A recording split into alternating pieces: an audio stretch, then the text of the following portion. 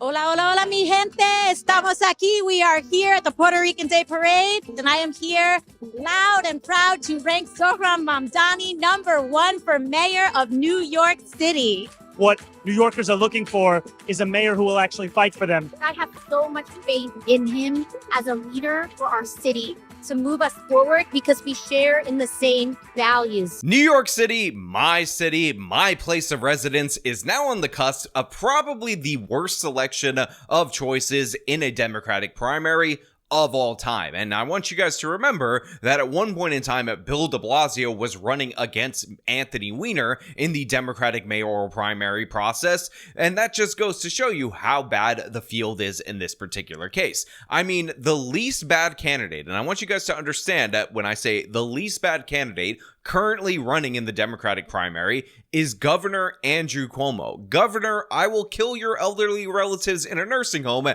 and cover it up. Andrew Cuomo is the least bad option. That's just to give you an idea of the absolute slate of monsters and communists that are running against him at this moment in time. But none is getting more attention than a man called Zohran Mamdani. Furthermore, the name is Mamdani, M-A-M-D-A-N-I. You should learn how to say it because we got to get it right. No, I will not learn how to say your name because hopefully you will never in the history of this great city own the title of mayor of New York City. Now, of course, we got to break down what is going on in the polling. What are Mamdani's actual chances of taking this particular office? But before we do, I want to thank everybody who supports this channel via actualjusticewarrior.com/join. Give me the money. Give me the money. Okay. Now, like I alluded to in the open of this particular video, Andrew Cuomo is terrible. I hate Andrew Cuomo. I don't want him to be the mayor of New York City. But the fact is, when you have this slate of Democratic alternatives, you root for the least bad option because the person who wins the Democratic primary has an excellent chance at the general election. And that appears to be the facts of this particular year. Although we could get some twisty twists in that Eric Adams is running third party. He is likely to steal votes away from the Democrats, so who knows how this will all shake out eventually. That being said, Mamdani is clearly and obviously the worst. This guy's a member of the New York DSA, which is a radical, even further left organization than the New York City Democratic Party. He also pals around with all these different terrible people like Emma Vigeland, Cenk's nephew, and basically everybody that you can think of that is an insufferable, terrible progressive like Alexandria Ocasio-Cortez happens to be behind this individual. And on top of everything else, you know 100% after he gets into office, if we are ever unfortunate enough for that to happen, he is going to pull a Sadiq Khan, where you run as this progressive, this absolute person who's not all that concerned with religion and whatnot, but then once you get into office, you start bitching and moaning about Islamophobia all over the place. This is the pattern that we see from these types of progressive candidates that also happen to be Muslim, even though they downplay their religious affiliation prior to getting into office, but as soon as they're there, that becomes the key component of their identity. Now, in terms of policy, Mamdani is as bad as it gets. There's a reason why all these wealthy progressives, all these nepotism brats are all behind this individual, and a huge portion of his base of support comes from wealthy Brooklynites and whatnot, and that's because these are all the people that have their parents paying for their rent, so of course they think because mommy and daddy takes care of everything for them, then daddy government should take care of everybody else's needs because that's what we need to do. And of course, he has the everything's free kind of platform, which includes him having government run grocery stores in New York City, which we talked about before, that don't have to pay property tax and don't have to pay rent. Grocery prices are out of control. The cost of eggs and milk has skyrocketed. Some stores are even using dynamic pricing, jacking up the cost over the course of a day depending on what they can get away with. It doesn't need to be this way. I'm Zohran Mamdani, and as mayor, I will create a network of city-owned grocery stores. It's like a public option for produce. We will redirect city funds from corporate supermarkets to city-owned grocery stores, whose mission is lower prices, not price gouging. These stores will operate without a profit motive or having to pay property taxes or rent, and will pass on those savings to you. And I would just point out that New York City is a city known for all these different various little corner stores. There's all these private grocery stores that are across the city of New York. And in reality, what this would actually do is drive those places out of business and be a giant money sink for the New York City taxpayer. So you're going to create more people dependent on the government, and it's going to lead to disastrous results. But the free everything doesn't just stop there. He also is promising a rent freeze. Now, I have a lot to say about this stupid ass proposal. However, I also want to incorporate this clip from this Young Turks segment where, of course, the progressives over there decided to endorse Mamdani, because I think it's absolutely crucial that you hear the absolute dumbest argument about this rent freeze humanly possible, which of course is from this other guy who's not Cenk Uygur on the Young Turks. The Times was misleading with their rent freeze. That is for people who live in rent stabilized apartments, and there are many, and many of them, that's the only way they can stay in the city. So to prevent them from being priced out, greedy developers and corporate landlords want to raise those rents. He's going to fight for them. This is the working people, the working class, or maybe in some cases the working poor in New York. It's the only way they can stay in the city. Yes, I love that policy. He also does support new housing and new affordable housing. So it's not just going to be, it's not going to prevent new people from coming in. It's going to help lower prices overall. I think it's a smart policy. So I do want to dispel that myth that the New York Times is pushing, likely at the behest of the Cuomo campaign. So I want to make something clear to everybody out there in the audience. It is 100% true that the rent freeze that Mamdani is proposing only applies to rent controlled and rent stabilized units, and not all of the private units across New York City. That being said, the person who's lying about this is not the mainstream media. It's not the people who are against Mamdani. It's Mamdani himself. He is campaigning on the idea that Andrew Cuomo is going to raise your rent, but he's going to freeze your rent, not taking into account the fact that, of course, he is going to initiate a policy that only applies to rent stabilized and rent controlled tenants.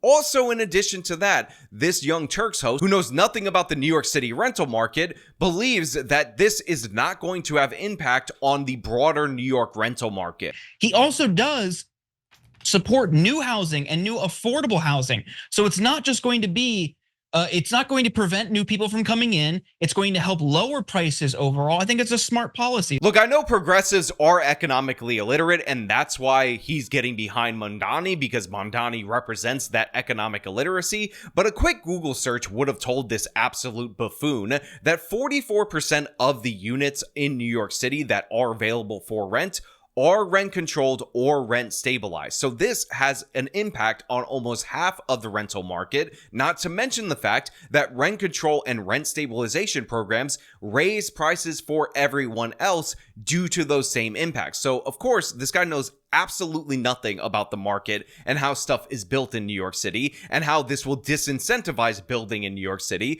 because when you want to build a big building with a certain amount of units, what you have to do is reserve some of those units for rent stabilization. Now, if Mamdani is saying that he's not going to allow you to raise the rent even by the meager 1.5% a year that is standard under the program, then that is going to disincentivize building, because you are going to have to reserve a larger portion of units in there that are going to be economically unviable much more quickly, because you can't even raise them by 1.5%, let alone the actual market rate. In addition to that, he talks about how, oh, the poors are in these rent stabilized and rent controlled apartments, when in reality, that's not true. Again, some people who have low income will win some of the lotteries for some of those lower tier apartments, but the fact is, what actually happens with rent control and rent stabilization is that people hold these units for years, pass them to relatives, and what ends up happening is typically the more wealthy people end up with those apartments in their hands, while broke people have to compete in the private market, which of course only represents around half of the available units.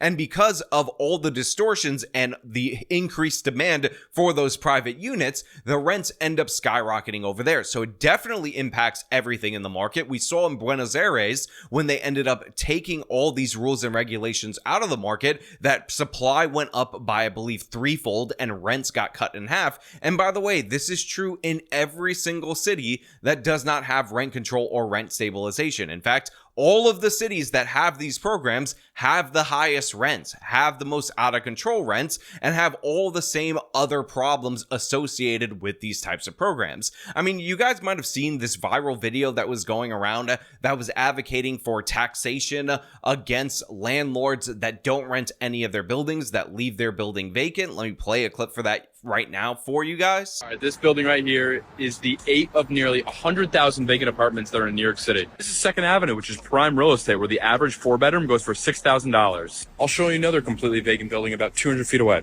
Now, why are all these buildings vacant? These apartments continue to sit vacant because of a law that was passed in 2019 called the Housing and Stability Tenant Protection Act.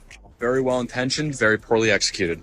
Big picture, what the law did is when someone moves out of a rent stabilized apartment, let's say they want to move to Florida or they pass away, they eliminated the landlord's ability to raise the rent at a reasonable level. So now when someone moves out of a building, the landlord's like, it doesn't make economic sense to renovate the apartment, and they take the tax write-off and let that apartment sit vacant. Here's another completely vacant building. Look at that. That building's been vacant for over 5 years, so you can read all about it. So every single day, as these apartments are being moved out of and they are not being renovated, New York City becomes more and more unaffordable. And these absolute idiots on the left are calling for taxation against these landlords who aren't renting those units. But in reality, isn't it weird that in the same video where you say you could rent apartment units for $6,000 a month, that these buildings are left unoccupied, like the landlords are trying to lose money on these properties? It doesn't really make sense. Well, the thing is, when you actually search these addresses, what you end up finding out is that these buildings were built before 1974, which means not only are they eligible for rent stabilization, but they're actually eligible for the more restrictive rent control. And this specific building that he shows on screen, there's actually New York Post news articles about how they're trying to repair the building, but the one tenant that lives there, that's lived there for decades, is refusing to leave. And the reason he's refusing to leave is because his rent is capped at $350. Again, this New York Post article is from the same exact building that is featured in this video that supposedly is not being put out on the market because of greedy capitalism,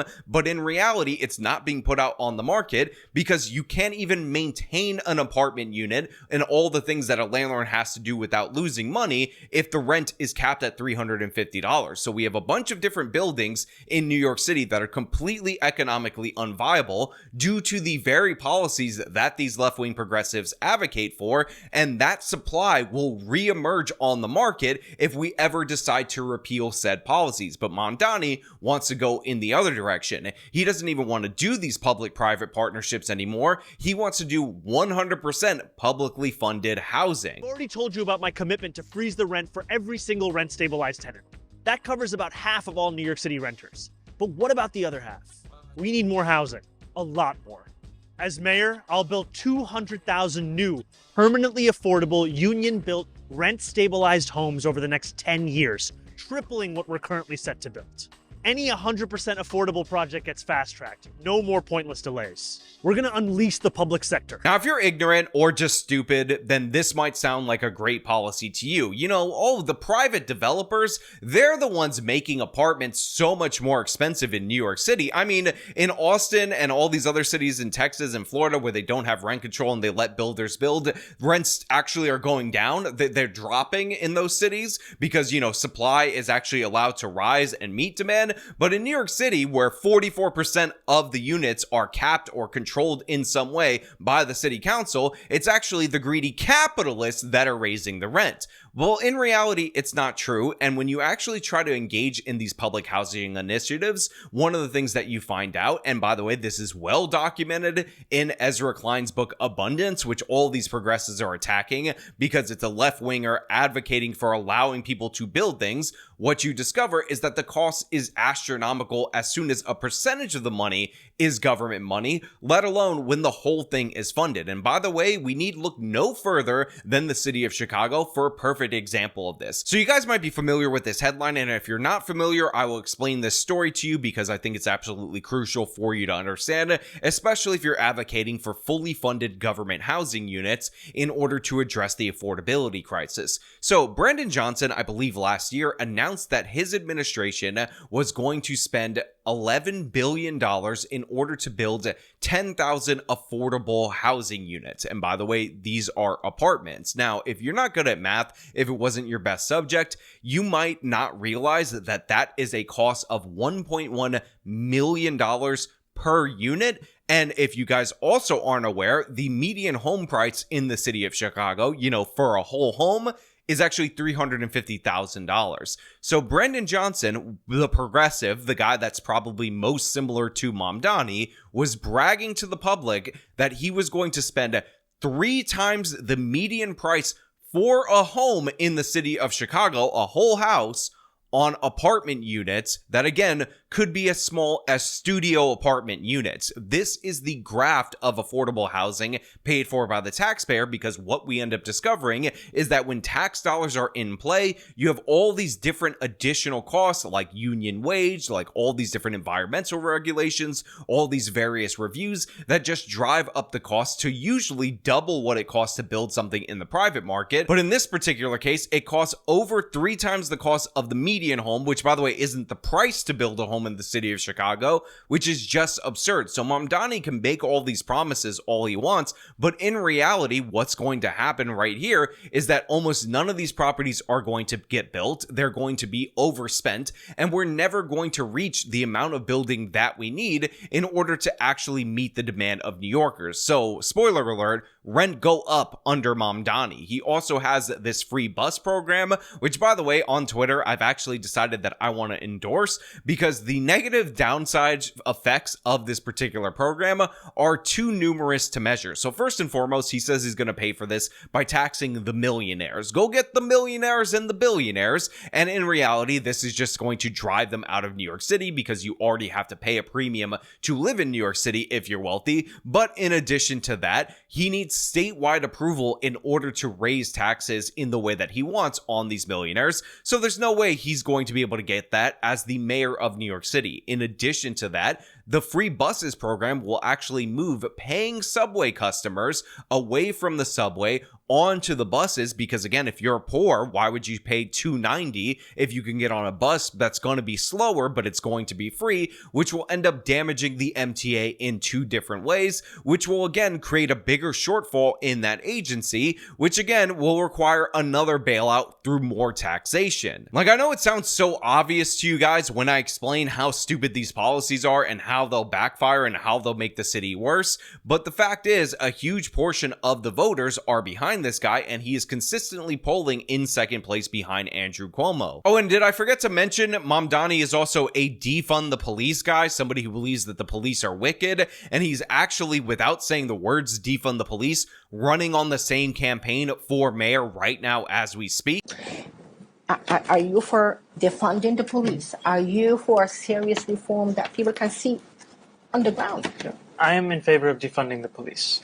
And this is why I hate the New York City mayoral election as it stands right now, because in reality, we just have terrible choices. If you guys will recall, Governor Andrew Cuomo is the guy who signed bail reform, less is more, and raised the age. Now, he did those things because Andrew Cuomo wanted to run for president, and those things were in vogue at the time, and he wanted to be somebody seen as a leader on that issue if he decided to run in the primary, which shows clearly and obviously that Cuomo has no principles, and he will sign things that he knows are bad into law in order to forward his political career. But Mamdani believes in all that stuff. He's a true believer. He believes in defunding the police, abolishing the prisons, fighting for the illegal aliens, giving them whatever welfare that they want. So the guy is an even more disaster, because all the bad things that Cuomo did that he doesn't believe in, Mamdani truly believes in and wants to extend that tenfold. And that's the position where we're at right now. Now, of course, I just want to point out for everybody out there in the audience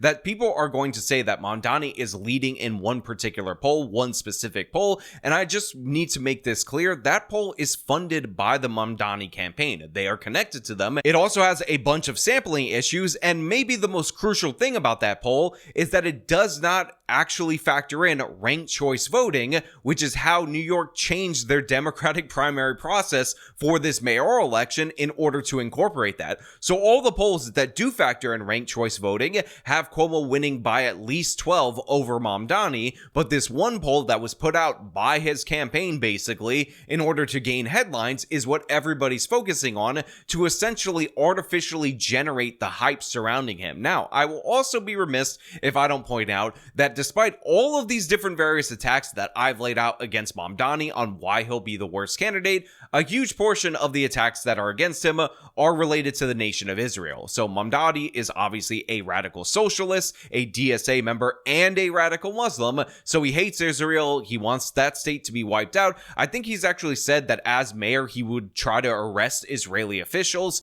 Now, to the question around Benjamin Netanyahu, I was asked what I would do after he had just been issued an arrest warrant by the International Court of Justice. My answer is the same whether we are speaking about Vladimir Putin or Netanyahu. I think that this should be a city in compliance with international law. And we have seen other countries across the world who are signatories to the ICC state that they would honor that same request, be it Canada or other countries in Europe.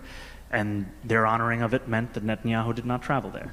Which is just wonderful for New York City. We're just going to go after foreign officials based on the ICC, which the United States is not a party to, and Israel's not a party to, because that's apparently the number one priority for this guy. And this is what's giving him a lot of heat, because New York has the largest Jewish population outside of Israel. But trust me, the Israeli stuff, that's all secondary. You know, New York City mayor is not a foreign policy position. I know Democrats think that as mayors, they need to be like the leaders out there in the world. We have all these Democrats going to Ghana and partying it up over there. But trust me, New York City should be about New York City. It should be about all these other policies. But you know what? If the Israeli thing is what's going to take Mamdani out for the mayoral consideration, I'll take it. I'll accept those consequences of foreign influence on our government if that happens to get rid of the absolutely terrible candidate, who, by the way, is probably connected to a bunch of different other foreign regimes that he is also working on behalf of. Now, that's all I really have for you guys today. Thank you so much for watching. As per usual, if you like this video, show me by leaving a like, subscribe for more content, follow me on my social medias,